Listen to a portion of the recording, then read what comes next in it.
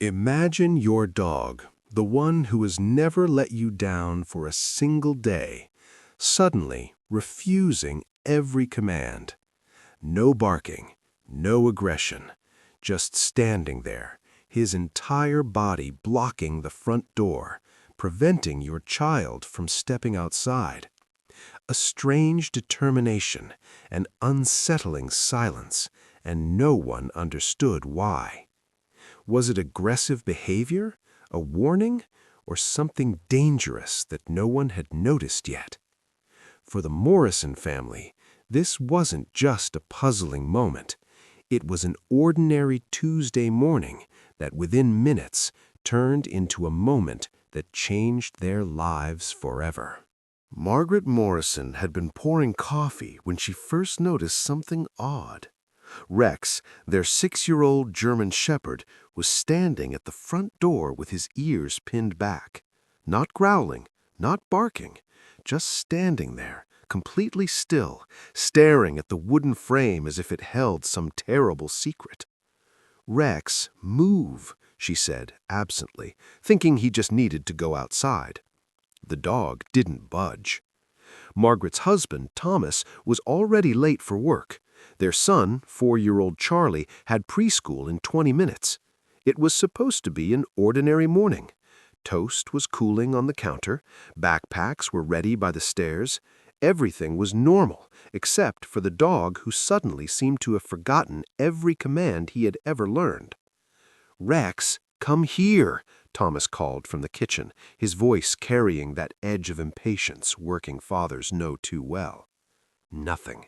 The dog remained planted at the door like a statue. Charlie came bouncing down the stairs in his red sneakers, the ones that lit up when he walked. "Daddy, I'm ready." That's when Rex moved, but not in the way anyone expected. The moment Charlie reached for the doorknob, Rex stepped directly in front of the boy. Not aggressive, not threatening, just there, a living barrier between the child and the outside world. "Rex, what's gotten into you?" Margaret walked over, genuinely confused now. Rex had never acted like this before. They'd raised him from a puppy. He'd been through obedience training. He was gentle with Charlie, protective, but never disobedient. Thomas checked his watch and sighed. "We don't have time for this." He gently took Charlie's hand and tried to guide him around the dog. Rex moved again, blocked him again. This time, something in the dog's eyes made Margaret pause. She'd read somewhere that dogs could sense things humans couldn't.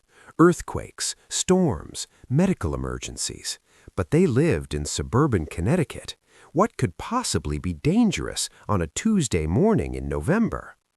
"Maybe he needs to go out first," Thomas suggested, reaching for Rex's collar. The dog pulled back, something he never did, and repositioned himself in front of Charlie. His body language wasn't threatening, but it was absolutely firm. This child was not going through that door. Margaret felt the first flutter of real unease in her chest. "Thomas, something isn't right." "It's a dog being stubborn," Thomas replied, but even he sounded less certain now. Charlie, bless him, wasn't scared. He reached out and patted Rex's head. "It's okay, boy. We're just going to school." Rex licked his hand, but didn't move an inch. 10 minutes passed, then 15.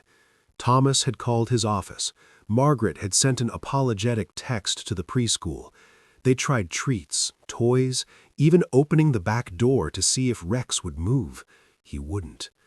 Any attempt to get Charlie near either exit resulted in the same calm, immovable response. "Should we call the vet? Maybe he's sick?" Margaret asked. But Rex wasn't acting sick. He was eating, drinking, responsive to everything except commands to move away from the doors. It was the strangest thing they had ever witnessed. Thomas was about to physically lift the dog and carry him to another room when they heard it. A knock at the door, sharp and urgent. Rex's ears perked up, but he still didn't move from in front of Charlie. Margaret opened the door to find their neighbor, Helen Wu, standing on the porch. Helen was in her 70s, a retired nurse who'd lived on their street for 30 years. Her face was pale. "Thank God you're all home," Helen said, her voice shaking slightly. "Don't let anyone leave, not yet." "What? Why?" Margaret's heart started pounding. Helen glanced at Charlie, then back at Margaret, choosing her words carefully. "There's been a situation down the street. The police just left my house asking questions. This morning, someone was behaving suspiciously near the bus stop. A parent noticed unusual activity and called authorities immediately. The person was seen walking past your house several times earlier." The words hit Margaret like cold water. Thomas had gone completely still. What kind of situation? "Dogs pick up on things we miss," Detective Ramirez explained. "Repeated footsteps, someone lingering where they normally wouldn't, unfamiliar scents near the property, changes in routine. And German Shepherds especially, they're bred to protect. When this dog sensed something off about the pattern this morning, every instinct he had told him to keep your son safe." She stood up and looked at both parents. A lot of families would have overridden the dog's behavior, forced the issue because they were running late. You listened. That matters.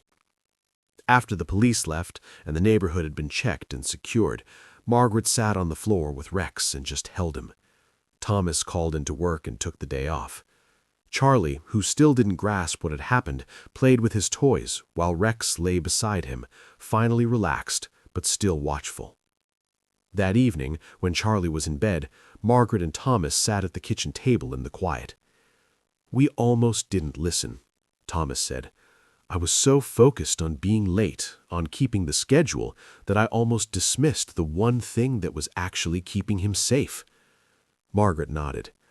"We spend so much time teaching them to obey us, but maybe we need to learn when to trust them."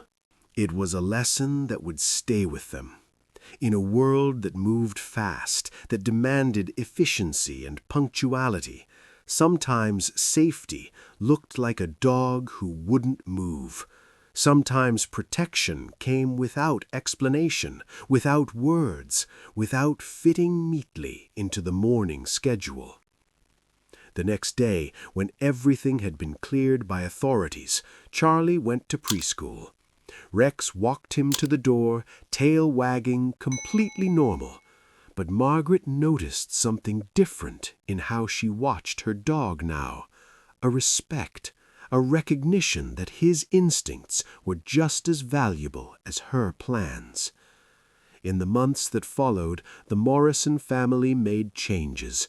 They joined the neighborhood watch, taught Charlie about safety in age-appropriate ways, and most importantly, learned to pay attention to the signals that don't come with words.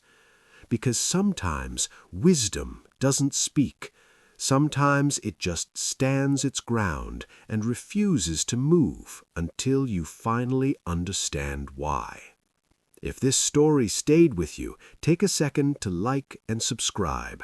And tell us in the comments, has an animal ever warned you before you understood why? Because these stories matter. They remind us that protection doesn't always look the way we expect, and sometimes the best guardian is the one who knows to trust their instincts.